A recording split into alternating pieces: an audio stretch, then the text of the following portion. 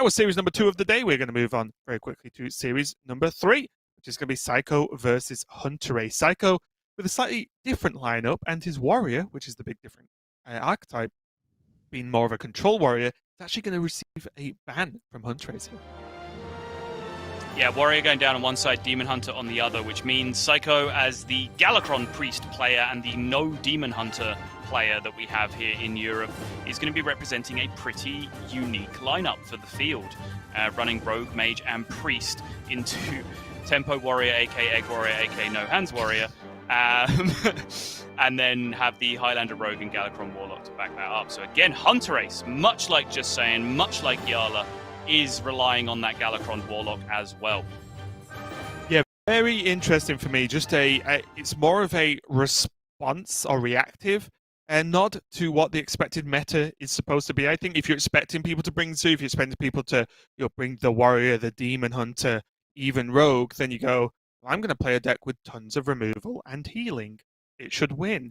And I think we've just seen some mixed results, but honestly, we've only seen, at least in the European region, Yala play with it so far, so it is only a very, very small sample size. So I'm excited to see what it can do, because honestly, if Yala, as you said, if Yala, Say, and Hunterace are bringing a deck, even if you think it's wrong, it's probably you that is wrong, because these guys know what they're talking about and know what they're doing, so we'll get to see it. But maybe this is a hindrance for Hunterace, because Seiko's lineup is not the aggressive lineup, is it? It's the much slower, with Galakron Priest, the Control Warrior, the Reno Mage, the Rogue, much slower lineup than almost anyone else has even brought.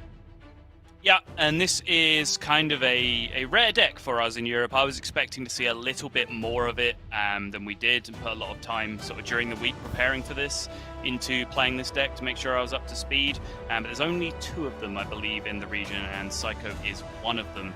In terms of his list, 1 versus 2 Shadow Word Deaths is a talking point, and same with the Wild Pyromancers and the Apotheosis. He is going for 1 Pyro, 1 Death, 2 Apotheosis. Outside of that, I think the deck is pretty much tied together quite nicely right now, with most people choosing to not include the big removal at the top, the Plague of Death, just cutting it down, trimming it down, making it a much more mid-rangey deck that, despite being a pretty low curve overall, will go insanely late if given the opportunity. Yeah, I think there's a few cards that are open to adjustments based on meta. For example, although Madame Lazul is a good card, and even Mind Flayer as well, I think there's some cards in there that could change in the future, but we'll see. I think it's in a pretty good spot right now, I do agree. Hunterace, on the other hand, is going for the pick a name warrior, where he is running the Terran and Eggs and Injured Tolve's Sottle, so this with a cool Taskmaster as well. What is missing here? Because from where I can see, it looks like there should be about 38 cards in this list. Yeah, so there is only 1 Corcron. Many lists are playing 2. He's only playing 1 Livewire Lance and 1 Corsair Cache as well to make way for a lot of this stuff. Single copy of Sky Raider as well. So it's just a lot of one-offs really being trimmed out to give himself a lot more flexibility across the board. Yeah, we'll see how it pans out. It's, again, not too much of a surprise for me that there continues to be new Pain Warrior lists every single week. And honestly, I think there probably will be for the next 4 weeks, right? I don't think it's a deck anyone's going to actually agree on 30 cards anytime soon. Probably don't even agree on 25 cards anytime soon, actually. So we'll continue to see the evolution of that there. So I'm excited to see, though, how Hunterace's lineup does go against Seiko, because Seiko's, I don't want to say took a risk like it's a negative thing, but he is one of the few players bringing a completely different lineup than nearly everyone else, right? So it's a risk when you just consider I'm not bringing strictly the best decks on paper. And normally we see this either do extremely well or extremely bad when we've seen this in the past, this tactic. It is pretty interesting to me. It's a strategy that I respect, and I at least like seeing as a commentator. I think it's a good talking point, because, I talked about this yesterday, how you can have this like, well, okay, these are the best decks. I'm going to bring them. I'm going to tech them a little bit better for the mirror matches, and I'm going to outplay my opponents. can you do that consistently in GM when everyone else is one of the best players in the world and they've all probably at least had that same idea as you? They're going to be tech for the mirrors as well, and they're going to be playing the decks incredibly well themselves. So is there more merit in just doing something a little bit different, trying to get a hard read on people, especially when you have a limited pool of players that you're playing each week, 2 or sometimes only 1 player that you have to prep for per week? So it's definitely something that I like to see, and I respect players who try and do something a little bit different. Even if I do then make fun of them when it goes wrong. Well, that's half of it, isn't it? Yeah. So we are going to be going into game number 1 between Seiko and Hunterace. It's going to be this priest versus the warrior. We'll see how this plays out. I imagine Hunterace wants to take a more aggressive stance with this warrior as opposed to maybe the more late game, more combo-y style. Because Seiko does have a lot of decent late game in that generation. But maybe, because there is some early game removal, such as penance, such as the breath, it means that it allows Hunterace to sit back a little bit more, because he probably doesn't want his minions removed on a 1-by-1 basis. It's a tough one. Okay, I don't know whether it's just the quality of our feed and what it looks like on stream, but right now, Seiko just looks like a floating head in the middle of space to me right now. I'm really struggling to pay attention to anything else. There you go. Okay, yeah, if you lean back, it's clearly a hoodie. That's better. Job's done. Going into Tolvair Rampage. Potential into Let's Go with a Bloodsworn Mercenary. It's almost like Hunterace is playing Priest. Last year.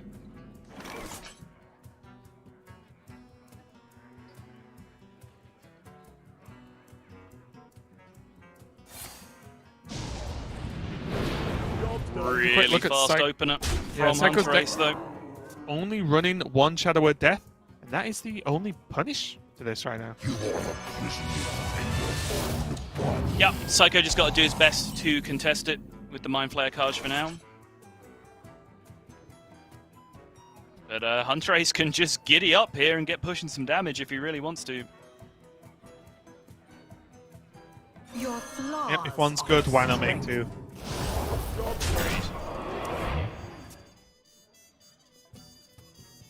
But you've played so perfectly into their Shadow Word Ruin turn.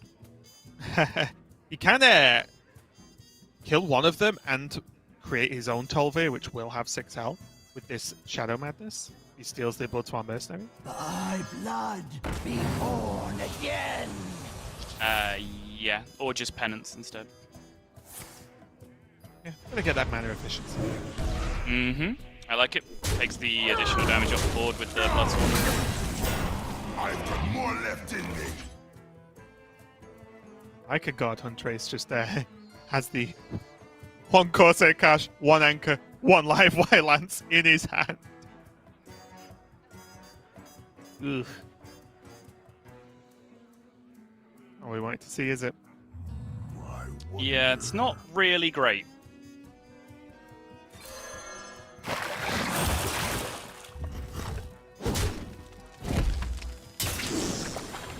Now Apotheosis and Penance not only going to negate tons of this early damage, but also create quite the threatening minion for Hunterace to deal with. Yeah, there is still the matter of the 5-4 on the other side, which is kind of chilling right now. Although the second Invoke already, wow. I understand why Seiko's a Galakron Priest player if he can get this done so quickly. Yeah. The Apotheosis and Penance would have killed the 5-4 though. Mm-hmm. Can't do it now though. I wonder if he just goes for the dragon play. The 3/6 is actually just a really good target for Apotheosis as well. Just because the nature of it being a 4-mana 3/6 means it is very sticky and likely to live. Yeah. And then it becomes insane with the extra, obviously the extra health. Looks like Seiko's just going to remove. The dragon was pretty exciting though, because it gave him essentially like a 6, 7, 8 curve with the 3 bombs that he has in his hand right now. X marks the spot. Floaty, go get him! And now, unless Hunterace has a Battle Rage, he has a very limited set of resources to get a lot of work done. Yeah, I do like that he went for the Ankar first over the Livewire Lance, though, because I do think he just needs a risky skipper in his hand immediately, just so he's prepared for if the Battle Rage draw comes or whatever else is going to signal him to pop off here. Yeah, and also with limited value, it means that he gets the skippers out of the deck, make his draws that much better, as opposed to just generating extra value in hand with a Livewire Lance. Oh, there it is. Game back on. Well and truly, Raven. Look at this, though. 5-9 with lifesteal. Ugh. Look at this 2-mana draw 6. That's insane. We've got insane games. That is a lot of cards, isn't it? In a rage now. Yeah, I was going to say, I think he has to commit, right? Pretty strong clear, yeah. And although this looks quite bad, and looks like Hunterace is piling in a ton of resources, well, if he doesn't, Seiko just heals up again next turn. I'm going to do it with Risky Skipper instead. Trying to preserve Bomb Wrangler, use the bomb to kill it off instead, and that way he still has Grom in a rage in hand. And I will say, since Grom became popular and probably standard at this point, the amount of games I've played where Grom has just won me the game, and I've just set up and just killed him with it in multiple different matchups is pretty absurd, actually.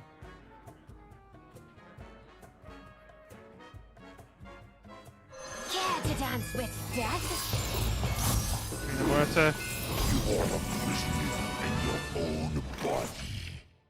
Not quite got the Tolvir inside the Mind Flayer right now, of course, but still.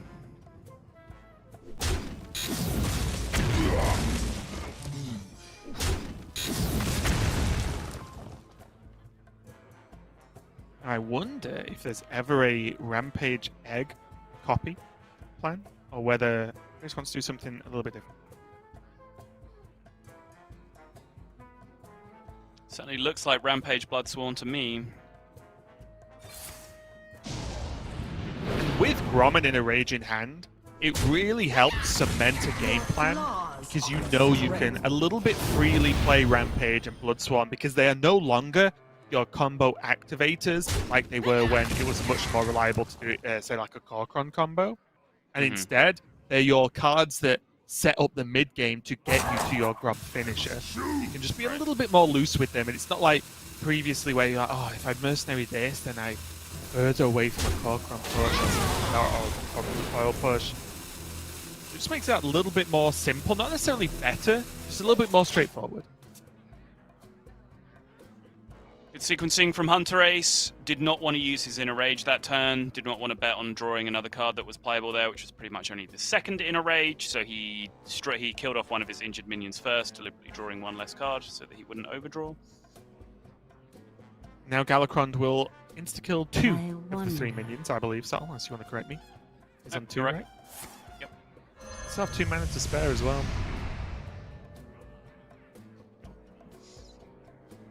Terran Inner Rage. Okay. You're just waiting one for the... Bloodsworn mercenary away from a good time, Seiko. Yeah. I'm just waiting for, like, big priest board, like Terran. And then you kill it off, and the priest board is just even bigger. Oh.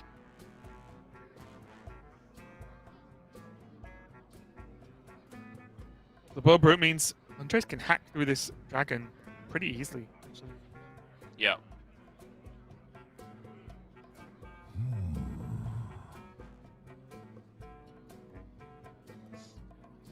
Still just this dead Corsair Cache over on the left-hand side of the hand. I also wonder what the follow-up is for Hunterace. Maybe he just plays a blank Challenger just to get the 1/10 on the board. He's going to play both Brutes, though. That's the question. He's going to use the Warmaul Challenger to kill it instead and then push the damage. Okay. Get on board with this. So obviously, yeah, with the trade from the first Brute, there's 2 more injured minions then in play, so the second one got cheap enough to play as well. So he could have gone all in with the double rush. Right. I think quite adding up too well, actually, Seiko here in terms of what his hand can do. I wonder if this is ever a Murazon just to get a Blood Boil Brute trade-off. Yeah, and I was just thinking maybe that Murazond is the exact reason why Hunterace did not want to do the play I was talking about, where 2 giant 6/8 rush minions get played in the same turn.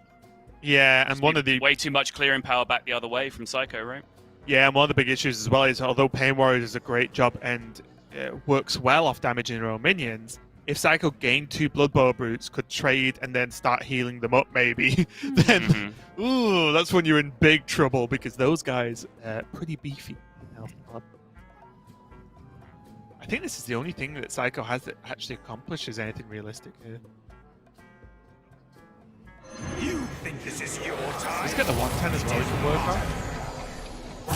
Yep. Eat your blood! Eat your flesh!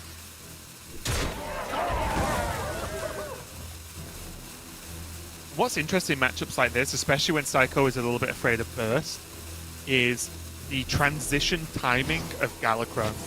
Because the big deal with Galakron in Priest is that you can no longer heal as consistent because of the hero power. Psycho is running 2 renews. He's still got a penance left, I think. There's still an apotheosis as well. So there is a lot of heal. It's just without drawing it, you are very reliant on just chipping away with that hero power, adding to your health every turn. 9 in play for Hunterace. Grom in a Rage in hand. Does have that Taskmaster as well, but that is a turn 10 combination for all 3 of those cards.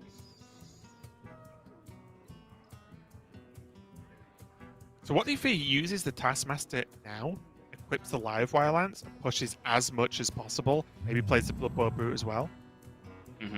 Use it to trade off, and just pushes a ton of damage and say, well, your Galakron's not going to be good enough, you gain 5 armor. You need to have multiple heals to push out of the potential range, because there'll be 14 from hand if the weapon lives. I think if you want to do damage efficiency as best as you can, Live Wire Lance would be better than the Cruel Taskmaster. I guess you could just do both. Yeah, sure. It's fine. I mean, like, Cruel Taskmaster just like the Snake or something, push 2 extra. You'll do it a slightly different way, though. Yeah, I think trading is perfectly responsible here, right? Because he's dealing all this damage again. It's not just like he's right back in the same position next turn where he's going to be 1 damage off. Like, he has a whole turn of smacking you in the face with his minions, and then they're probably still going to be here next turn if they weren't removed previously. Because, again, as mentioned, no Plague of Death currently in most of the common Galakron priest lists. Oh! What? Oh, 1 mana off. Oh, my goodness. Would have been dead, though, right? Anyway. Yeah, he would have been dead anyway. So how does he get through here? Can he get through? Shield of Galakron plus heal. Does he ever need to consider going for a Thought Steal? Not really sure what that gets. An Armor Smith, maybe? Armor Smith plus a Rush minion from Thought Steal? I don't know. I am clutching at straws here, but yeah, I feel like this is the point Psycho's in right now. Yeah. But I think this is the most defensive thing he can do, right? Go to 20, kill 2 minions. Not a bad outcome, but not the best outcome for the Galakron. And not a good enough outcome either. 6 from minions, 2 from weapon, makes 8 from, and in a Rage is 12. Yep, and although there was a lot of resources available for Hunterace, and this is one of the more tricky matchups I feel for Priest, you just see the ridiculousness of Grom, right? It feels like it's almost ludicrous that people weren't putting this in the deck in the earlier days of this build, because it's just, oh, sometimes you need some burst damage. You're already running in a Rage in your deck anyway, you don't have to make an extra slot. Grom's just 1 card that just does 12. And 12 is a very tough number to stay above, right, for a lot of classes, right? Especially we look at Priest that has access to heal, and Psycho struggled, never mind anything else. Yeah, I mean, you know, of course there are downsides in putting such an expensive card into your deck when the rest of your deck is so sort of fluid and combo-y and, you know, can deal with the early game super well in most occasions. But yeah, I think the reason why you're seeing so many people play it now is that people have come around to the fact that that extra late game power is very well worth it.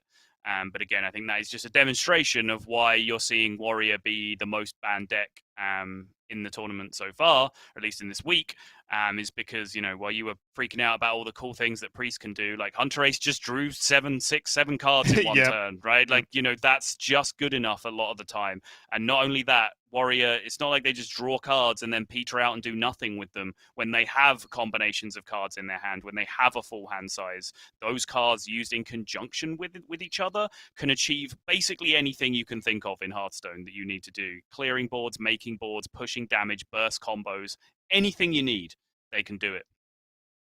Would you love it if Warsong Commander was in this game at the moment? Old Warsong Commander, Sol, imagine with this deck, you just win all the time unless it was a mirror and then you lose 50%. It's crazy. How old, though? Are we talking about your other minions have charge Warsong Commander? Like the OG Warsong Commander? Yeah, the below attack ones, you know, the below certain attack. Yeah, that would be truly insane. But anyway, so stop reminiscing about our old Hearthstone age.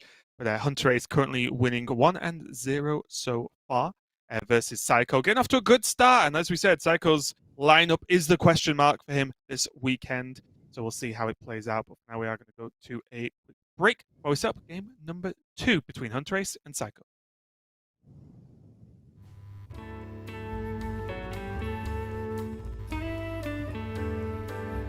Oh, favorite smell. 私はパッと思いつかないんですけど、自宅の匂いとかですかね。なんか落ち着く感じがだいぶ好きです。 The smell of some bacons because I really like them. I always have them when I have breakfast in America.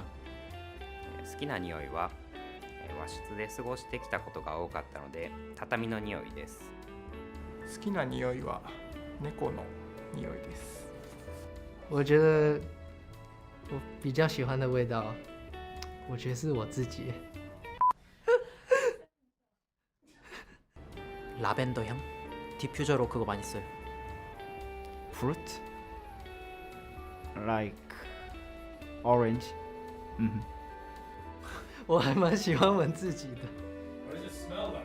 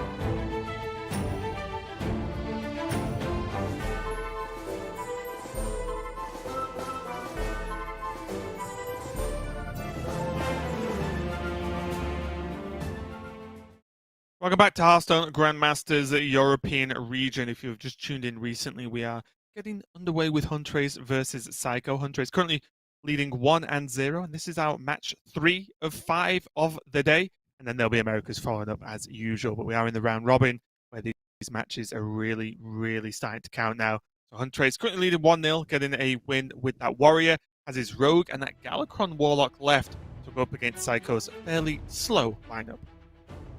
Yeah, and it is going to be, once again, the Highlander Rogue coming out. This does appear to be Highlander Rogue Day here in the Europe region at least. Pretty similar looking list to what we've seen before. The one Frozen Shadow Weaver in there. Hunterace is playing a single copy of the Greyheart Sage alongside some of the stealth minions, as well as the Shadow Jeweler Hunterace. Is one of the luxuries that you do get with the Highlander list, is that you can just play a sprinkling of everything. You don't have to pick and choose like you generally do with the 2-Ops version. Yeah, a bit of a mixed bag overall for the way this deck is built. But as you said, there's tons of options here. I will say just no Boom Pistol Bully, which we've seen have, I think, pretty good effect over the course of this weekend so far. So we're not going to see that come out from Hunterace here. Looks like we are getting away. Seiko on the Priest once again versus this Rogue. And have you played much of this matchup, Sol? Because I've played a little bit on both sides, and I fear for the Rogue, honestly. Not much. Well, okay, so I played it from the Priest side against Highlander Rogue a decent chunk. But like 2-Ops Rogue versus Priest, I've played a good amount from both sides as well. And yeah, my assessment kind of is in line with yours, that, you know, Priest generally just finds a point where they stabilize. And once they do stabilize, the Rogue really isn't able to go as late as the Priest can. And my interpretation of that dynamic is that the Rogue really shouldn't try to go as late as the Priest can. They should just try and get everything done as fast as humanly possible, draw as many 0-mana cards as they can as fast as humanly possible, and just hope that like one big load onto the board is too much for the Priest to deal with, because again, there's no Plague of Death present in the deck. Yep, I would agree with that overall. It is just the fact that super late game Priest is generating bigger minions than 1/1s, unlike Rogue. So yeah, I do think there does have to be a point in which you make that push, and there's a Thought Steal. Getting a Van Cleef, which honestly with his Blackjack Stunner and Coin might just be okay to play in the next turn or so. The option's definitely there. If our last series was anything to go by, Hunterace played History Buff on 3, so this game is just over now. Yeah. And didn't play Zephyrus for Wild Growth on 2. That is also true, yeah. Thy blood be born again. It's just going to go for the Van Cleef by looks things. Obviously, the Galakron Invoke much better than just a Blackjack Stunner. So no secret. The activator for Van Cleef. And Hunterace, bit of a smile there, probably just there saying, oh yeah, I got cleaved. Thanks, Priest. Yep. Standard acknowledgement face to dumb thing number 1 that Priest did this game. There's options, though, for Hunterace to go for the freeze on the Van Cleef and then praise Galakron on probably Skyver too. Get a trade and push. Doesn't seem too bad, considering he always has Zephyrus that will deal with Van Cleef if required. Yeah. And then next turn, he can potentially go Zephyrus, take a different class's card, Shadow Step the Zephyrus, replay the Zephyrus, take Edwin Van Cleef from the second one, and then play a 0-mana Vendetta that will be activated by the non-class card that he has in hand, and make a huge Van Cleef of his own. Did that all make sense? That was a lot of words, I'm suddenly realizing. As a Highlander Rogue aficionado, it makes perfect sense to me, Sottle. But I will say the worry is, if then Seiko just Shadow Word Deaths, was that just a ton of resources to commit something that does have an answer? It was, but this is a 1 Shadow Word Death list from Seiko. It's not the 2 that we have seen previously in the series, so it might just be worth that risk. And again, I do think that is the plan for Rogue a lot of the times, is just try and do something quickly and hope that the Priest isn't prepared to deal with it. I'll definitely say, depending on the class card options, will depend on whether I like the play. Because I don't think you should blindly pick something, right? And just be like, oh, well, whatever, here's a terrible card choice, but I'm going to take it just to proc a Van Cleef. Sure. Regardless, Shadow Weaver doing fantastic work here.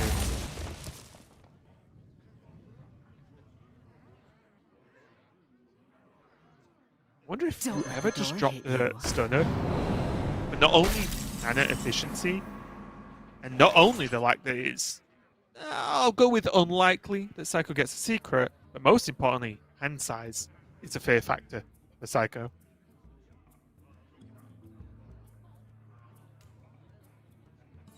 Is he going to do it, Sol? So many options. Yeah, I'm trying to think about the offers, because he could just get Shadow Word Death here, which would, you know, tick all that boxes and just be a pretty reasonable card to have in his hand. Also, it'll make this Kobold Lackey pretty beefy if he just keeps Shadow Stepping this Zephyrus, right? That's true, yeah. He doesn't necessarily have to just panic and do it now, though. The fact that it's on this turn now as well, then there's Time Rip to be considered as well from the Priest that can deal with just one huge Edwin Van Cleave. But his threats are fairly well diversified on board, where he, you know, if Seiko spent just all his mana on dealing with the Edwin that he made. Your wish is my suggestion. Well, it's live. And that High seems main, like a solid 0 mana pick. Vendetta. Okay. Going into turn 6. Don't mind that at all. Also, to be fair, one thing I didn't consider is doing this way round makes the Zephyrus a threat that's almost a Van Cleef anyway, right? You know, just a 5/4 Zephyrus is pretty good here anyway. Almost a Van Cleef. I think we're going to file that one over in overstatement, right? Hey, Van Cleef with Battlecry give you a high main? I mean, we saw a 2/2 Van Cleef today, so I guess this is over twice the size of that.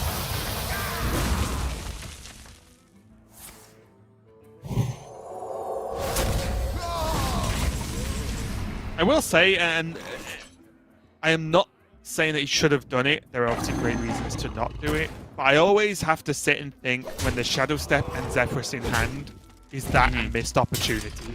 And obviously, like I said, the Zephyrus was buffed. The turn was good. The high main follow-up was great. But you do just sit there and go, I could have Shadow Stepped a Zephyrus. Right. I like Hunterace's line here. I think this made sense. It's a similar, like, you know, theory to what I was talking about, like using the Zephyrus to activate your Vendetta. But I think, you know, this gave him a much more diverse board even than I was talking about, so he was much more protected against Time Rip and Shadow Earth Death. I like his line. The worry now is, although this is a decent push from Hunterace, we can see that the rest of his hand is pretty trash right now in terms of aggression, which means Seiko can, if he jumps over this hurdle of the high main, just casually stroll to the late game based on his hand as well, right? He has Galakron if he needs to just snap remove something. He has some removal, has some value cards, shield the Galakron to invoke again. We are all looking relatively safe right now.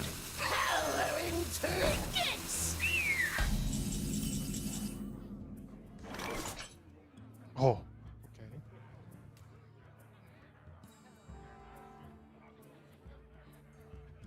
What if Secret and Stunner on the Dragon's just worth? Definitely considering it. Backstab Dagger the Sethic, and then push 10. Yeah. It's basically my headspace is I really want to push 10 this turn, and I will do just about anything that entitles me to push 10 this turn. Is it too nutty to Shadow Step the Shadow Weaver after the attack? I think so. I'm thinking Pyromancer, Breath of the Infinite, other removal tools that he might. I don't know. I don't know if that's just too deep because I can see a Breath of the Infinite. You raise a valid point. And it's mainly because Hunterace has no other cards left, right? It is my main point here. It's not like, oh, I could Shadow Step this next turn. It's like, I won't be any minions to Shadow Step for a while.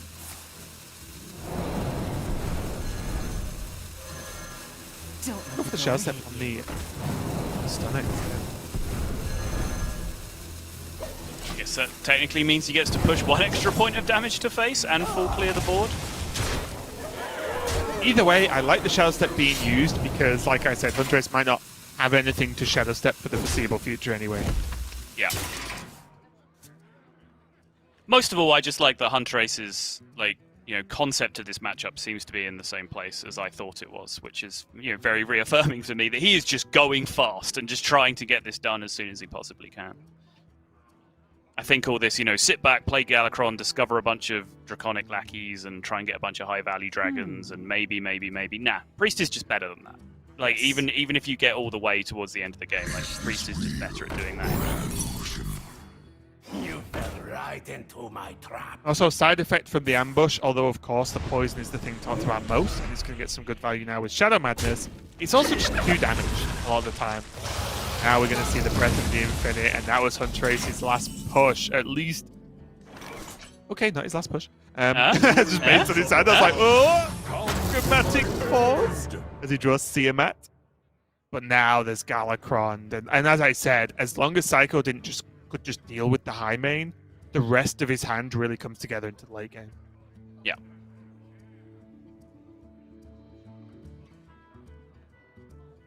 So many. What's he considering here? Is it ever not Wind Fury Divine Shield?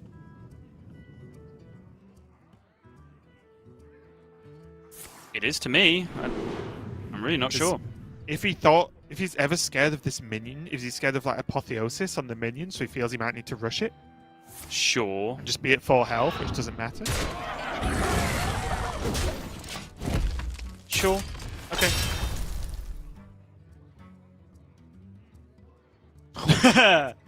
I'll take it. I mean, if you do Divine Shield Wind Fury, like, and they just have Apotheosis and nothing else to challenge it, you still just have your Divine Shield Wind Fury thing afterwards, right? Yeah, the fear factor. It is a punish that they get to a yeah, and it is a punish that they get to Apotheosis a minion, of course. Like, that in itself is a punish, regardless of whether or not they can kill your minion at the same time.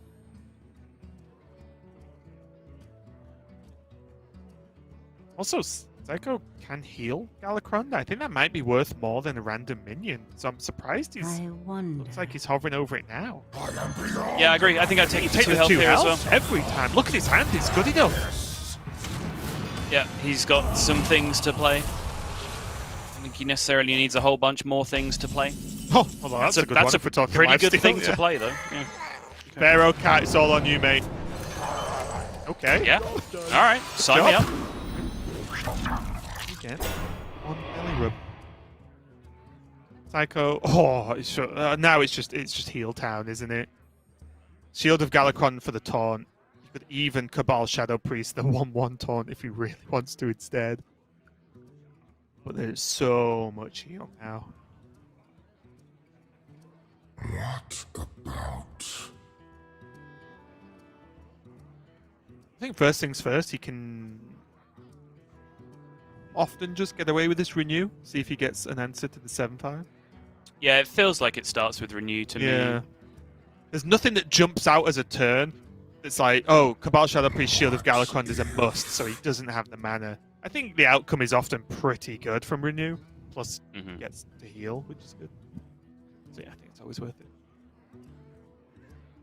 I will act as your scale. Time is running out. Let me change It's your going to go for the Cabal Shadow Priest. Interesting.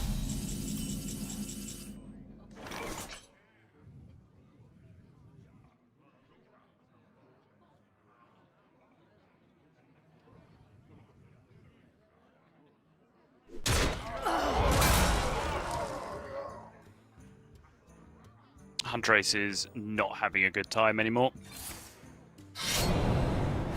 No. And the problem he has is there's only really Galakron that... Okay, and Alexstrasza that digs him out of this, right? Because even a Togwaggle, well, how does he generate lackeys? And then Krunks, I guess, is fine because he has the health to play Krunks, and then Galakron. Right.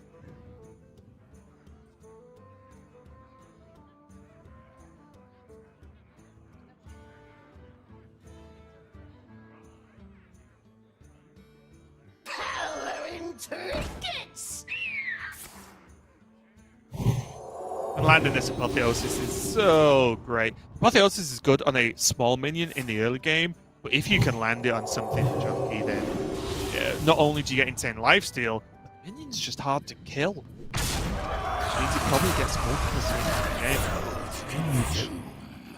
Yeah, and I think that was his motivation behind the double minion turn when we were looking at just playing the renew, is that he just wanted to play like the biggest board he could, right. So he could roll into this turn and just have Apotheosis targets.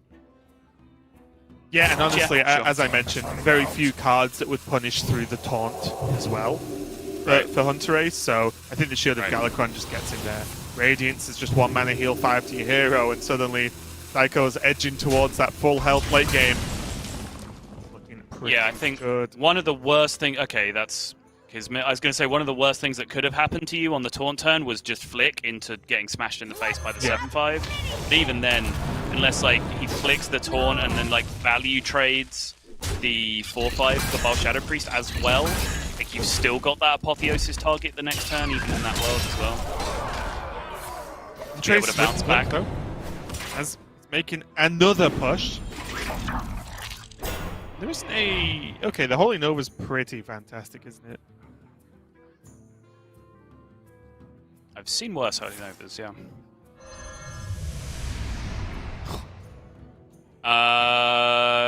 Okay. And welcome to playing versus Priest. If you don't get them quick, they embarrass you because they beat you up with your own cards. It's very frustrating.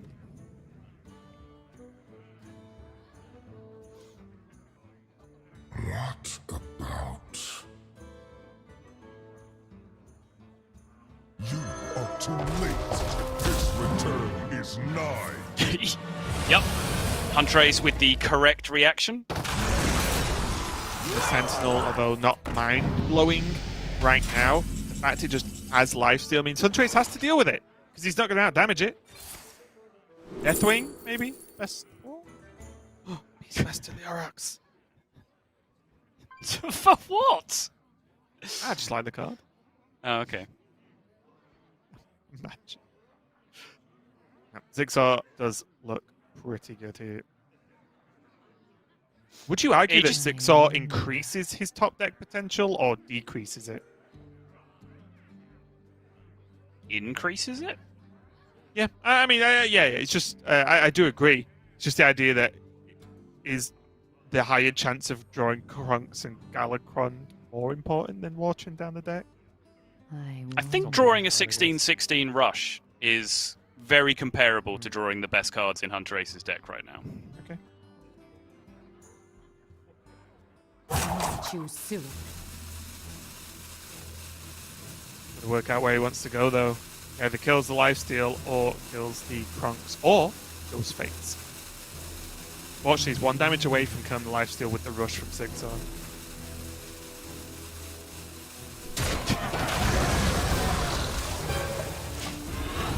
He wanted to go face so badly.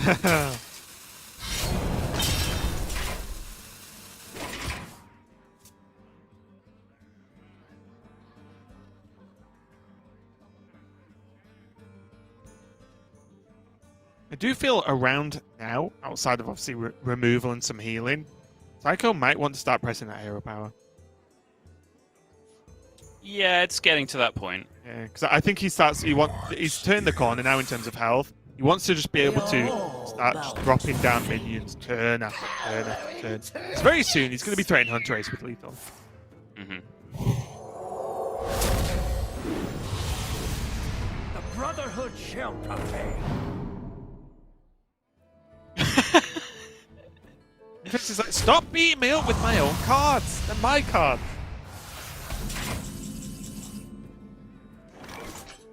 I will act as your scapegoat, Dragonlord. Oof.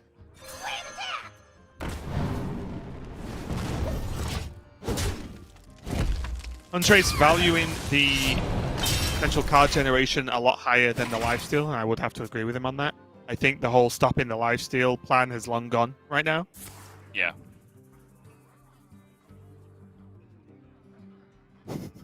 Get aggressive, Okay. Sand Trooper. It is just Sand Trooper, right? Yep. Or the Camel just because it's a funny card. The end begins. Thy blood be born again. Nice. Copy that Sand Trooper. Oh yeah. Who's the aggro deck now?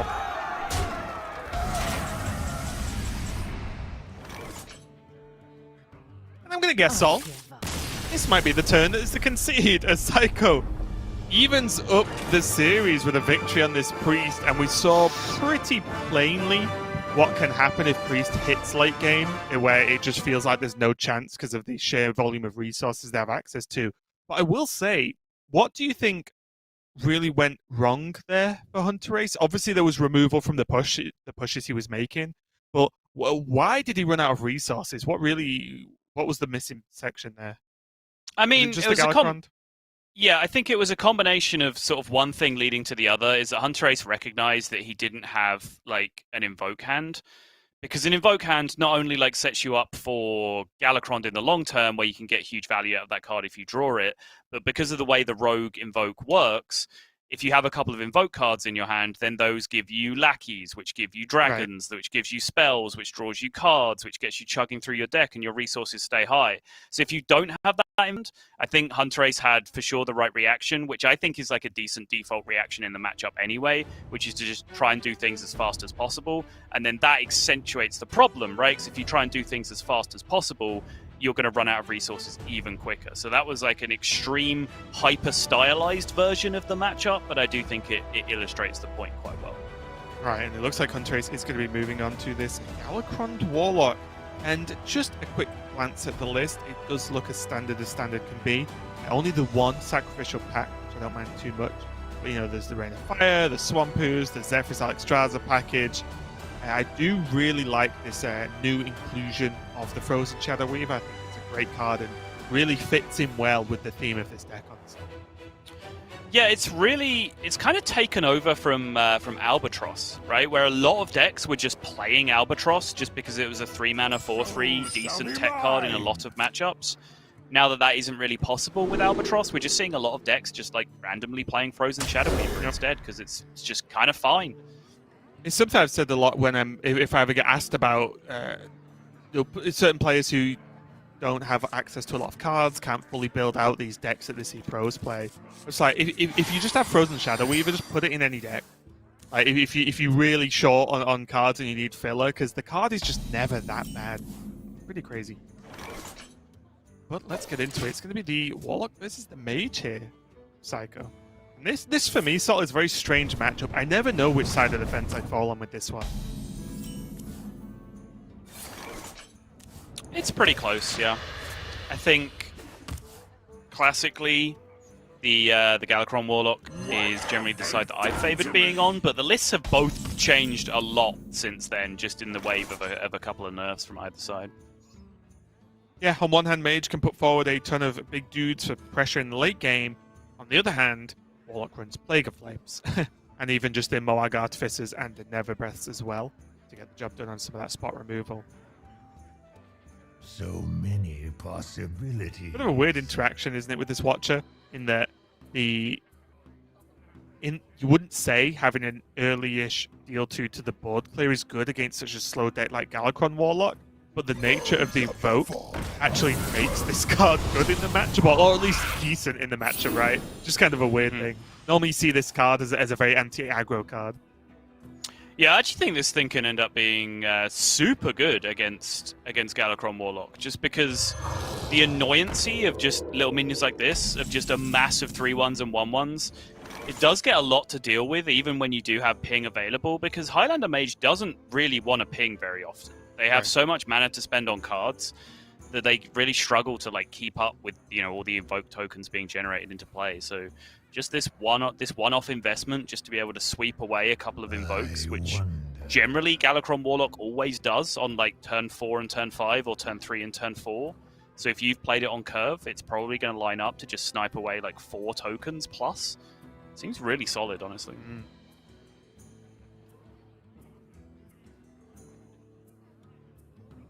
So many Hunterace just that's quite a large hand size, but also just considering how he wants the game to play out here and where to meet out his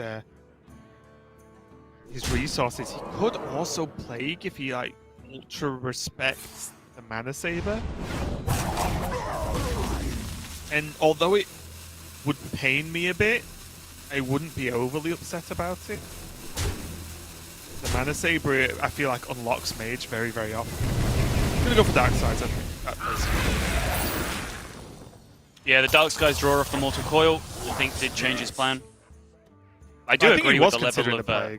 yeah, I think so. I think the level of respect you describe for Mana Saber is very real. I think that card is terrifying in Highlander Mage. Not a bad follow-up, though, Seiko has. He has 20 Yoda there for some reason. Twilight Drake or Solarian this turn. Both seem pretty reasonable. And his Dragon Caster is still active regardless because he has the Dragon Queen Alexstrasza.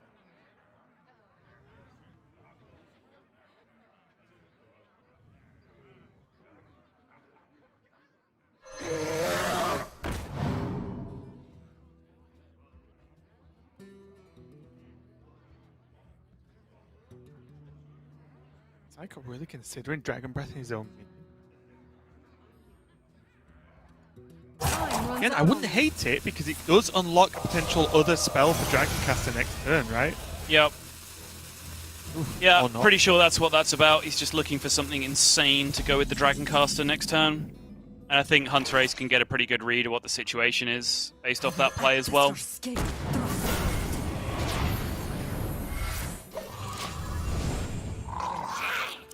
Do you think that that play would ever give a nod to Box not being in hand? Yes, yeah, I do think that's what it tells you. I think I think your hand read at that point is there is a Dragoncaster, but there isn't a Deep Freeze, Puzzle Box, Power of Creation type thing to go with it.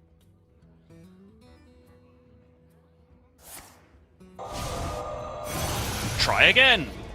No, one more. That's Deep Freeze. That's better. Now, if he takes Deep Freeze and holds all the way off until turn 8, he can do it with Khadgar as well. I will crush your delusion. Like you think.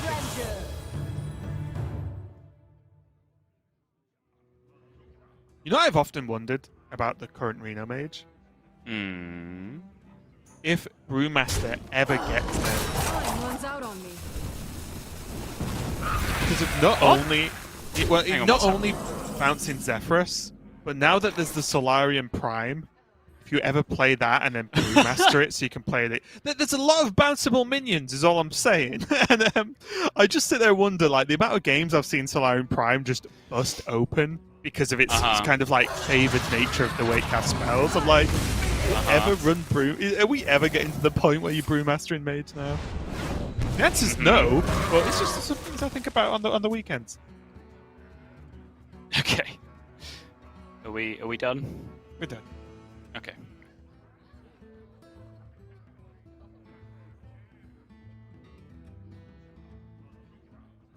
Seiko wants to get greedy, doesn't he? He really wants to get greedy. Well, I was just going to say, especially with Arcane Intellect, I think it's definitely worth holding on, right? Because it also just massively helps versus Plague of Flames. So I think it's well worth waiting a turn. You end up with what? 1, 2... You end up with what, 6 minions on board? Yep. And he has Arcane Intellect. Maybe if he didn't draw that Arcane Intellect, I could be swayed otherwise. But it's a draw. Not the worst turn in the world. Options! Just has all the options in the world. And most importantly, the biggest difference between Deep Freeze and Power of Creation is you can get Death Rattles with Power of Creation. Fairly consistently, I feel, at least. So this could just be the play. Yeah, Death Rattles, Reborns. Charge damage. Reckless Rocketeer is just lethal right now. I was taking a drink, Sol. Don't say these things. Because I'd love it so much. It's just true. Like, I'm flying! And it's just game. Yeah. What? Oh, if only. I will act as your I would want it. It's no longer true. If that happened, I would force Derek to make that all 5 of the top 5. Is it cold in the shadow? But for Derek to voice over it different each time. But so this is the problem with getting greedy, right? And we were in favor of it, probably just because it was cooler to see the Khadgar thing go off. Yes. But by not developing that turn, you then have to develop into a board that's much bigger than it was. And that's a problem. So are you saying you should get even greedier? Well, I think the Solarian Prime might have bailed him out quite significantly here, to be perfectly honest. Nice. Oh. Nice. The clean one, too. Quick one up the middle. Brewmaster! Oh, wow. Look at Hunterace's face. I feel sorry for him, but it is funny. Oh, sorry. That was just such a me thing to say. It just made me laugh, just coming out of your mouth. Like, look, guys, I'm going to establish first that I do have basic human empathy, but also, ha ha! Yes, because I don't care who you are. That was funny to watch. Solarian Prime just soloing the game almost. The only thing that can top it off is a quad Reckless Rocketeer now. It's just that it was so clean, right? Yeah, It's just perfect! like, blizzard your board, finish off the one remaining guy, fireball you in the face. Oh, are we done here? Okay, have some cards. You know, like it was just so clean. Possibilities. Even just, although not needed, even just the polymorph first. Just to be like, polymorph big guy, make the blizzard happen. Now we are going to see Moag Artificer along with the old Netherbreath combo to heal Trace out of range of the dreaded quad Rocketeer. Just, yeah. He doesn't have the mana for ping just yet. Ooh, Alexstrasza burn. Okay.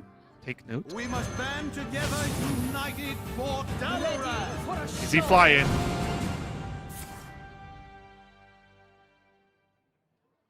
No. Close. Evasive Worm seems good to me, though. Yeah, no charge minions. Just rush. Otherwise known as charge for dummies. Boring charge.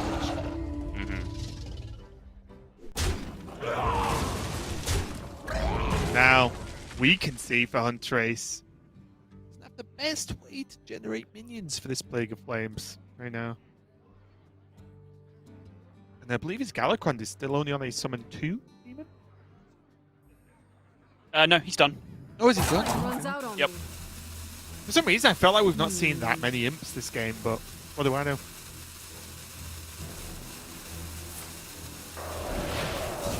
Obviously, you do not really want to Galakrond and then have to blow up all your hopefully large demons with a Plague of Flames, but desperate times. Yeah, sometimes needs must. He does get to swing with the weapon too, which then brings makes everything add up. Yeah, creates parity on the board, right? It's just you just attack the 2/2 to take minimum damage. Possibilities. But it's so miserable that he might just dig for something else. But what even is the something else if he draws me, 3 right now? It would be a pretty good play if it was me piloting, because I normally get terrible demons from Galakrond, so it'd probably work out a pretty reasonable trade-off. But I am with you, where I don't really know what else he's going to do to survive. Well, you also have to factor in the dormant minions, right? It's true. But if then that's the that case, just there's doesn't only even like... work. Well, I think he'd get away with 1, right? He's on 21, he'll be 26 with the Galakrond. So I think even if he can't kill every single one of them this turn, it's enough, right? See? Good player. Gets terrible demons, feels less bad about this Plague of Flames. Yeah. Unfortunately as well, because the mana cost and where he is in the game, and hero power as well. To just put something else on board. Well, I'm afraid, Hunterace, the hits do not stop coming just yet. Seiko still has plenty of gas to keep this up. Yep. And if there's ever a turn you want to just drop Alexstrasza, it's when the board is empty and you've just seen a Plague of Flames get played. Oh, wait. Oh! Wait. He just becomes Galakrond. He doesn't get any of the No, I'm effects. not. Just about Plague in of case Flames. anyone's unclear. Does Plague of Flames work if there's nothing on the other side of the board? It does. Oh, good question. Yeah, I think it does. Yeah.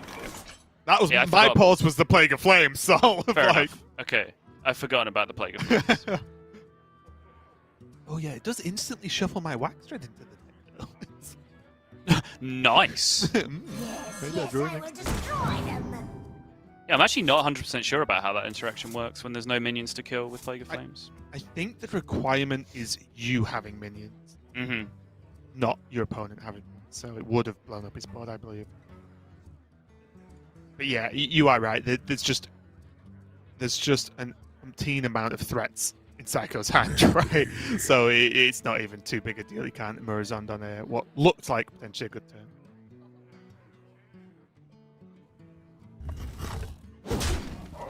Let's have this other Shadow Weaver to freeze out the Alexstrasza now, though. Wax, give me Again, as is often the case with Galakrond Warlock, buying more time is the name of the game.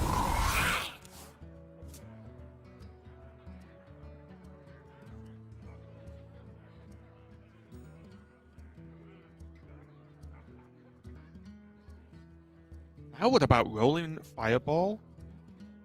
Ping? Horizon. Develop your own 5-4 and 4-3. Why not? Yeah, seems pretty solid. Oh well, and the 8/8 of course. So looks Yeah, like yeah, more than enough damage to me. Yeah. And it still Huntrace holds plenty of is threats. 1 Plague of Flames, 1 Dark Skies down at this point. Your board's way too big to even really be worrying about Dark Skies. It's way too big to even be worrying about Artificer Dark Skies at that point. Or Netherwing, because you've got enough this week. You've got the 2 dragons, right? Yeah. This is you. I like this a lot. Hunterace. In the shadows. Ugh. I feel your pain. Well, there it is, though.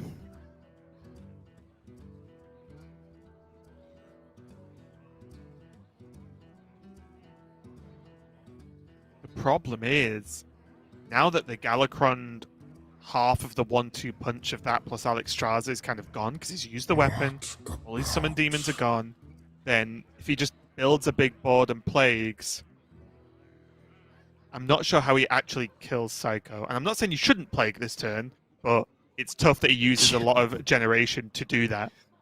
Yeah. It's, I mean, yeah, what is the alternative this turn, right? There just isn't one. I was The kind of point amused. is, how does Hunterace win the game at this point? Yeah. I'm with you. I was just kind of amused, just based on context clues from Hunterace's webcam. He sat up, he reached for his keyboard, the lighting on his monitor changed, like on his face, and then he went back to the turn. I'm pretty sure he was just checking one last time if Seiko played Counterspell in his deck or not before he did this turn. Yeah, better safe than sorry. Yeah. Yeah, that was the from deck ice barrier that was played, so it wasn't a generated secret. It was one that Hunterace had at least a decent chunk of knowledge on. Mm-hmm.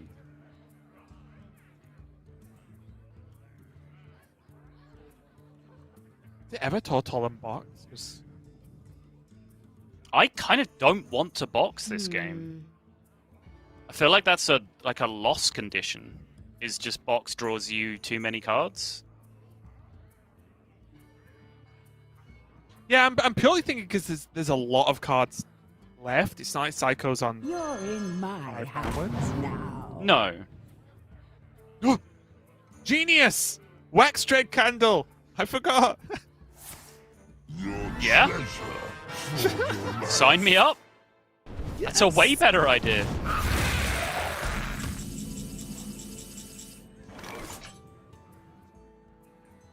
And we're starting to see the point I made a little bit earlier, just about that Hunterace is holding on, but the problem is you normally hold on to do the Galakron Alex combo.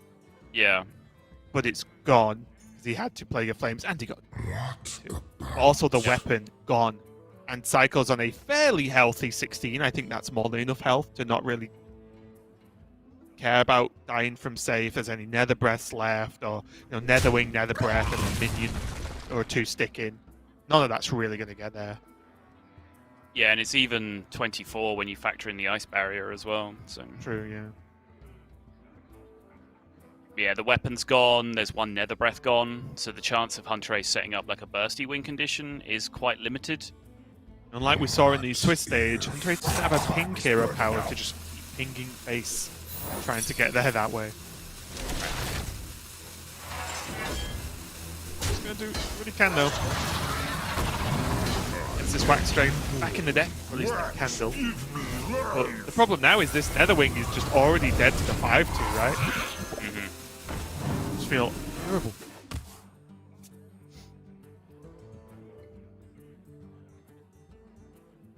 So really, I think Hunterace's win condition here is just the 2 power cards that are, normally not active until the end of the game for this deck in the Zephyrus and the Dragon Queen Alexstrasza. That's just kind of what he's stalling out for, because he hasn't seen either of them yet, right? Like, it feels like Seiko's just, drawn all the bombs turn after turn after turn. He was forcing Hunterace onto the back foot, whereas Hunterace has been kind of scrambling without those cards available. Not that they would have been active for him earlier into the game anyway. Such is the nature of the deck, I guess. Yeah, and a part of me almost just leant towards a Blizzard into Bone Wraith push face turn. But I will say, on reflection, after what you just said as well, the Rusted Raider into Bone Wraith or whatever follow-up, And holding the Blizzard is actually pretty smart, because Blizzard is one of the fantastic cards against an Alexstrasza turn, right? Yeah. Because outside the crazy active cards, like Nozari messing with things, and maybe Malygos, you're really looking at big dragons, and then you just freeze them and ignore them. Is a great answer to one of the few things Hunterace can do to fight back in this game. So I really do like the Blizzard hold. It's also a byproduct of Seiko's pressure as well. The fact that Hunterace was forced to Alexstrasza, to Galakron so early. It sounds weird because normally with most decks, like as soon as you are Galakron, as you fully invoked, you do want to Galakron. Whereas with Galakron Warlock, I think there is more of like a timing issue as to like when you want to make your big push to end the game, and that's when you drop the Galakron and you try and finish it out in 1 or 2 turns from there. Because one of the big deals is that you just lose access to your life tap, which is just, you know, a core element that the deck is built around, that most Warlock decks are built around. So because he's been Galakron for so long, it has limited his card draws to be able to get down to some of these later threats. Yeah, it's a very, very good point. And you think you've got to wonder if the not only having access to Zephyrus would have played some boards and so on, but just condensing the threats down, right, for Hunterace to make that Galakron activation more of a big deal would have been huge, and been the case so far. He has found a turn to drop his Alexstrasza, though. Oh, well. Just be gone if he wants. This is nice, though, because now is Seiko just thinking, okay, if he plays Alexstrasza, I have freeze/box/CMF. If he plays, say, Zephyrus Tyrion, I just Reno it away. So he doesn't need to play any of these big tools until the big threats come out from Hunterace. Yeah. And on top of that, his aggressive push is just so clean here because both Plague of Flames are gone. There is 1 Dark Skies remaining. There it is, but there's just such a massive health on the board that Dark Skies doesn't deal with that with Hunterace's small hand size anyway. So yeah, it's down to those 2 big bombs as the things that you have to consider, and then you explained what counteracts those. So he's got all the bases covered, really. Yeah, we mention it now and again when we are casting, but it is something you have to think about in these longer games, is how you match up your answers to your opponent's threats. And normally, if you come out positive, then you're feeling pretty comfortable to play slower. If you come out negative, you're the one who normally has to make something pretty crazy happen quicker. Is the easy way to think. Shadow Flame is pretty strong. Time is burning out. These 1/1 still being able to attack, it is almost a full clear.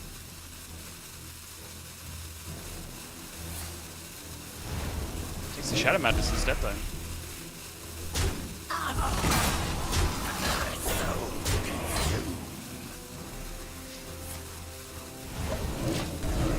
Just getting access to the sacrificial pack to heal up and help him. That's true, because he does have to trade off both imps in the other line to be able to clear stuff off the board. Now this looks like a good enough. I did mention Blizzard for Alexstrasza, but this seems like a solid Blizzard turn. Not only it stalls the Alexstrasza and the 5/4, it also just removes the other 4, right? And allows him to continue aggressive. Well, too many guesses. I think what Hunterace has to do this turn. Give you a hint. Not Hero Power Pass. What about?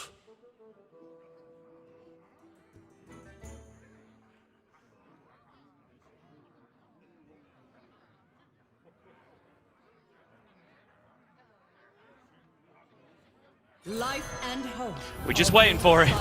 Yeah, there we go. Trying to imagine what ridiculous line Hunterace can come out with after these limited 4 options, but it had to be the Dragon Queen Alexstrasza. He's like, target dummies. Can he... No. Can't kill off anything of his own, right? No. Rain of Fire, so... Try and get like 2 shield bearers out of the Nethrandamus. No. It would have been pretty crazy if he had like some imps still alive, and then he Rain of Fires the imps. It would have been like 2 deaths or whatever. Yeah. He drops. So, it's going to be the case. Nethrandamus going to come down, and it's going to get a whole lot of wisps. I'll just show Seiko the dragons. That's BM Waxadread off the top. And there Most it is. importantly, 2-1 Seiko. Yeah, I think very well played. Don't get me wrong, Seiko, as we mentioned much earlier in the game, had access to just threat after threat after threat, but I think he kept a very level head and made sure that everything he had added up to victory versus what Hunterace could have had and could have played throughout the game. So I think it was pretty good planning for late game, just as much as it was, good early game. You get to just drop threat after threat. So it was just good display of control there from Seiko. Yeah, the one question I have is the greedy turn, right, where he chose to draw instead of just doing the straight up Dragon Caster into 2 minions, be it Water Elementals or the Power Creation minions. You know, you can reserve the other one for Khadgar at that point, I guess. Where he was then in a position where he had to do it into being significantly more behind on board. Now, obviously, he has outs from the Arcane Intellect that he cast that turn that would have given him better turns than he ended up with. Mm-hmm. And, of course, he found his way out of it quite cleanly because he drew his Solarian Prime anyway. So, you know, clearly he still had payouts for the way that he did it, and the turn would have been and was much bigger the way that he did it. But it did seem a little bit risky. Yeah, well, we are coming into game number 4 now, and it is going to be the Rogue Mirror. So if Seiko takes the victory here, he is going to put a win under his belt this weekend. And Trace takes the win. He will have to play that Galakron Warlock against Seiko's Hunter once again.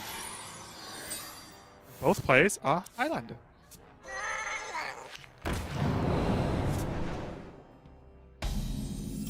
Pretty good opening for both players, obviously. Just a double 1-drop along with the Praise Galakron for Seiko. And then on the other hand, Hunterace also having access to some cheap minions, but along with Coin Evil Miscreant or even the Mana Saber. Mm-hmm. Although Winged Guardian already from the Pharaoh Cat's pretty huge. Pretty tough to deal with in this matchup. It is. It's slightly different when there are the secrets available, though, because obviously Blackjack Stunner is a beating.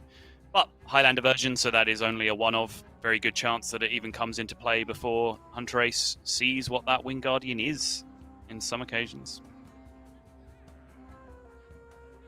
In the shadows. Choosing to invest the buff into the stealth minion as opposed to just push a little bit of extra damage now, which I like. This minion is going to be hanging around the Spy Mistress for some time until Seiko can do something choice with it. Yeah, so look getting at the buff down on that makes a lot of sense. Yeah, look at the difference when you consider that soon there may be an Evil Miscreant or a Mana Saber post-attack. Suddenly having a 4-attack minion just sitting, waiting in the wings is going to make those trades a lot easier. Yeah. And again, outside of Van Cleef's, it's definitely not a matchup where you really try and go hyper aggro. I think this is definitely one of those mirrors where you just try and make the best possible turn every turn. You know what I mean? Just utilize mana, keep everything at minimum even, try and do something a little bit stronger in the late.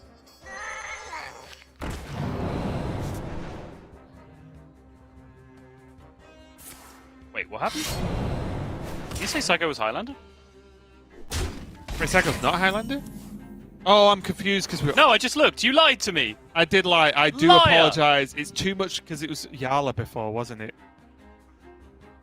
We were talking about Yala before, not Seiko, with Highlanders. You're a charlatan. You're a fake I'm and a talking phony, rubbish. Raven. I'm sorry. Forgive me. Okay. All right. Forget what you heard. That's all. How's this matchup go? What are the differences? Actually, now there's a different matchup. I have historically found it difficult as primarily a 2-of rogue player when I've come up against Highlander, but never been quite able to put my finger on like why that is. You know, feels like I should be able to do like smoother, more consistent things throughout the mid game, but it feels like Highlander can often do just enough, and that some of the weird extra like techie removal cards that they play by being Highlander can just sort of get you sometimes to allow them to stabilize. And obviously, if they stabilize, their deck just has insane late game, right? With Dragon Queen and Extraza and Zephyrus and Shadow Step and all of those combinations. So I have tended to favor the Highlander version in this mirror match. And that is, I think, one of the key differences is that if, in terms of doing similar things, Waxdread once again, for example, say, oh, well, you get invokes off more consistently. It's 2-off. Right. For that, you get a few more lackeys. and a slightly stronger Galacron later on, right? Which is fine. Mm-hmm. But it's not like having a few lackeys in the early to mid game like punish your opponent that heavily, right? It's just, oh, these are nice bonuses, as opposed to, say, for example, it was a Shaman Mirror with Galacron, and they're actually gaining board, like pretty impactful rush and board presence in that way, or a warrior's gaining tons of face damage from being able to proc invokes. Just as one example of how different it is in Rogue.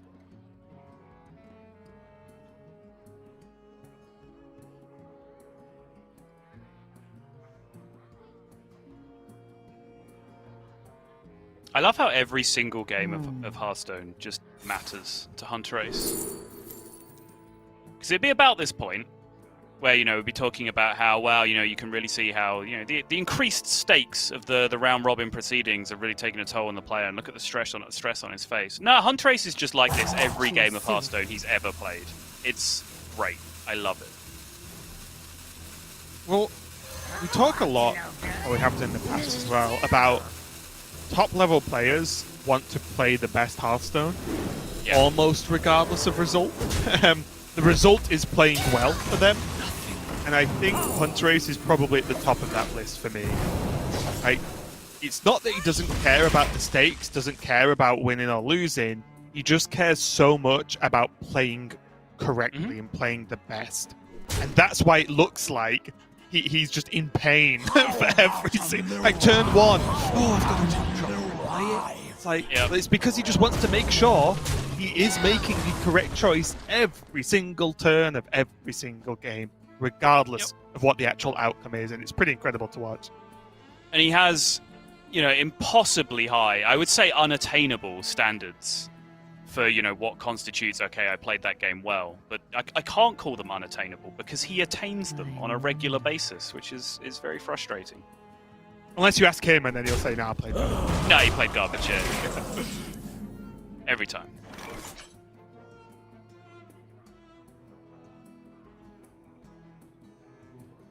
Turns out that choice usage...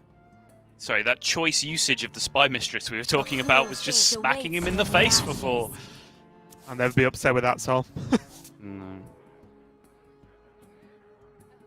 Funnily enough, in terms of the dragon analysis so far, as this matchup can come down to a lot of draconic lackeys, the Nazari, not overly impactful, although I imagine if one of the players wants it more than the other, or makes more use of it than the other, it is probably the Highlander versus the 2-of, right? Yes. 2-of's just normally the more aggressive, whereas the Highlander, as you mentioned earlier, is normally the one that has the true power in the late game, and Nazari can get you to late game.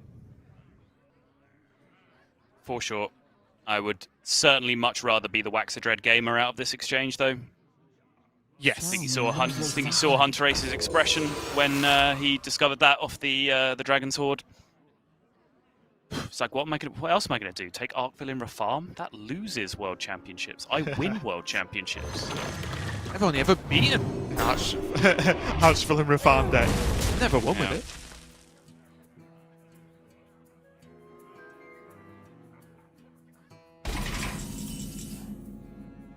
Trace is under a lot of pressure right now and doesn't have great ways to answer it. I don't know how I went a bit Tony the Tiger there. Mainly because of the 4-2 stealth. Oh, Wax Tread of his own, nice. Mainly because the 4-2 stealth here from Seiko is just can't really be dealt with, so it's just going to push that extra bit of damage. Mm-hmm.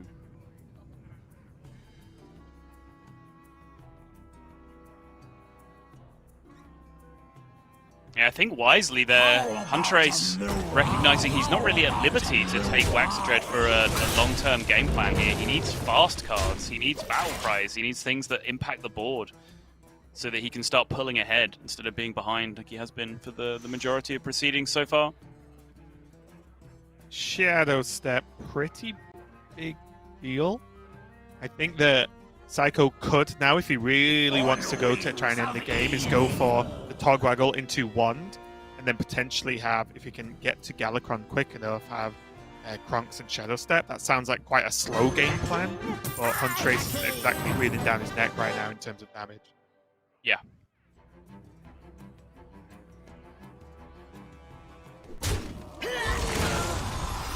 place to hide. Let's take the trade as well.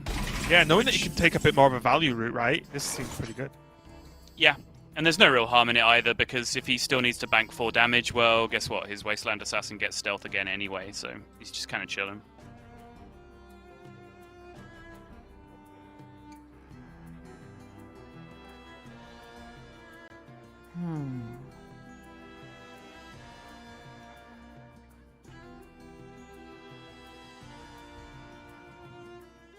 I never lie, but I never tell the truth.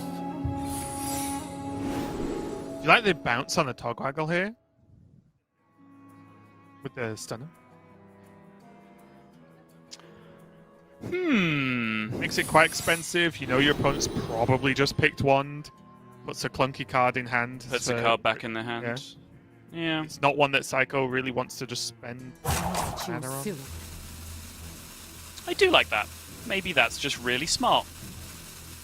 Now and again, Sol. Now and again. Don't let the door hit you. As always. Me and Hunterace generally on the same wavelength in terms of Hearthstone plays and skill. Yep. Yeah, when I was breaking down my tier list of top Hearthstone players, it was Hunterace, Raven, Bunny Hopper. Just right up there with the greats. It sounds about right to me. I don't think many people would argue with that, honestly. Now, in a roundabout way, there is, of course, the 4-1 to go into the Faceless, but Hunterace has put forward a threatening, but maybe deceptively threatening board because of these secrets to back them up. Is it Bamboozle? Is it Freezing Trap? That makes Seiko's turn a lot worse, so Seiko just got to test the waters first, see what the outcome is, and then have to deconstruct those secrets and work out what the follow-up is, because, again, looks a little bit of a weak board, but a bit of a pain to deal with.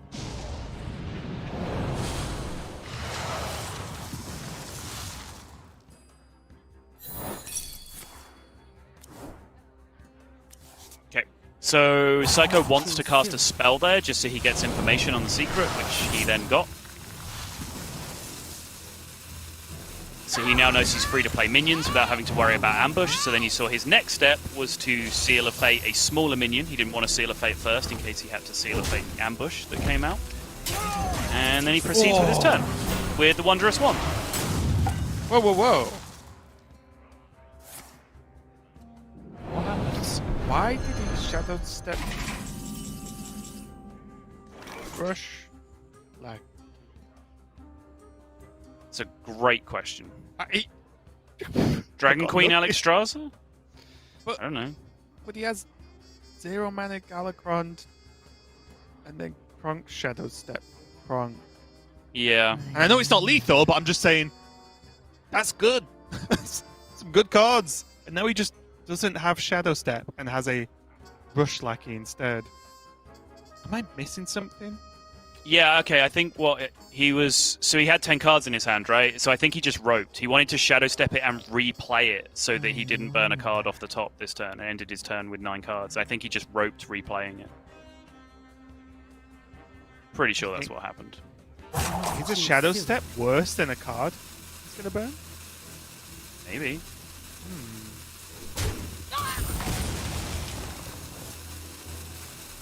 Sorry, my answer didn't mean to sound as dismissive as it probably did. I think that was a good question.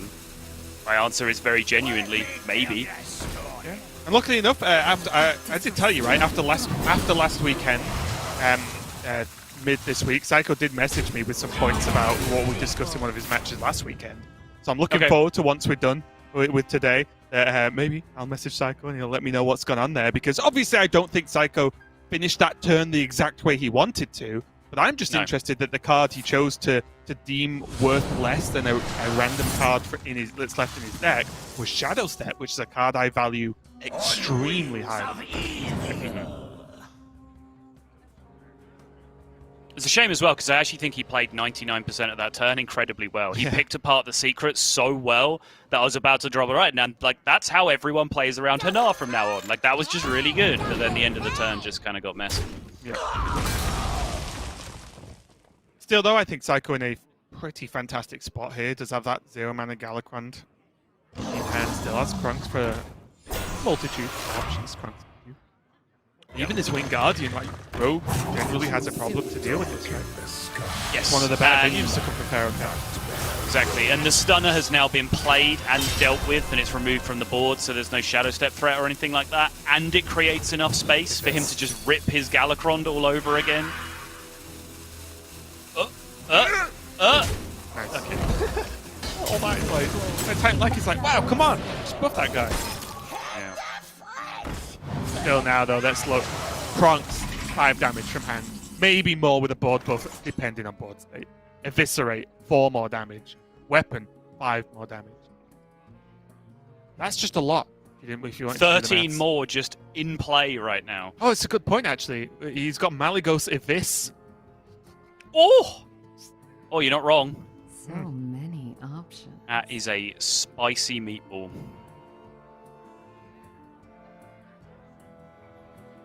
You know what Hunterace has got? A bit of a mountain to climb.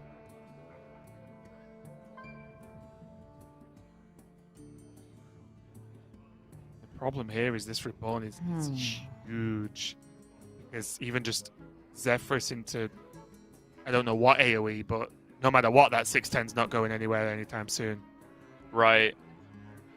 You can also That's flick it, just but then a of course lot there is still the Reborn to deal with. So then you've got to look at like Rush Lackey going through it, which doesn't seem to work very well either. And if you commit into dealing with the Taunt, the Winged Guardian, you're probably leaving up most of the rest of the board, right? I don't think you can ever do both. This is a pretty nice play, actually. I'm just saying, well, that's kind of awkward. I want one. Yeah, you know what, Zephyrus? Good job. I do, in fact, want a 6/10 Taunt Reborn this turn. There's another Shadow Step. Seems unlikely to be good enough, though.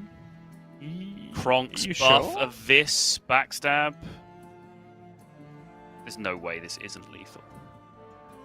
You are too late. This return This is is Affinity damage. Yeah, when you said it wasn't good enough, I was like, isn't it? Because this just looks like so much with the 0 mana Avis. No, I mean the Winged Guardian as Right, yeah. isn't I good realized after you said it, it's just the timing was a bit like... Yeah, rush. Replay, rush, 7 damage, 4 damage, hit it, smack face. Yeah, he's all good. Looks good to me, looks good to Seiko, and unfortunately for Hunterace, does not look good for him. He's just going through everything. Redemption. Redemption check. Noble sack. Oh, I actually hadn't factored that in myself. So now he needs something else to deal with the Reborn minion? That's right. Yeah, he can just use the weapon, right? Because he just has a Vis. Weapon and then a Vis face, yeah. There we go. So a couple of secrets there to work out. A couple of Reborns to play through, but Seiko gets it done. Like a bit of a stutter in an earlier turn of the game, but Seiko with a very secure recovery there, taking this series over Hunterace 3-1. Congratulations to him. Nice. I guess that's his weekend finish actually. He played this today. He did indeed, yeah. I think pretty solid week for him overall, especially bringing such an unconventional lineup to the table. And I always enjoy watching him play. Seiko even confessed last year that he felt more nervous when he was playing against, a Hunterace or a Yala, someone like that in the division, which, I don't know if he meant this to be shade in the interview when he threw it, but it was just the most glorious shade, where he said, I feel more nervous coming up against Hunterace or someone like that because I know that week I'm playing against a pro. Which I'm sure he didn't mean to be an insult to anyone else, but that's good.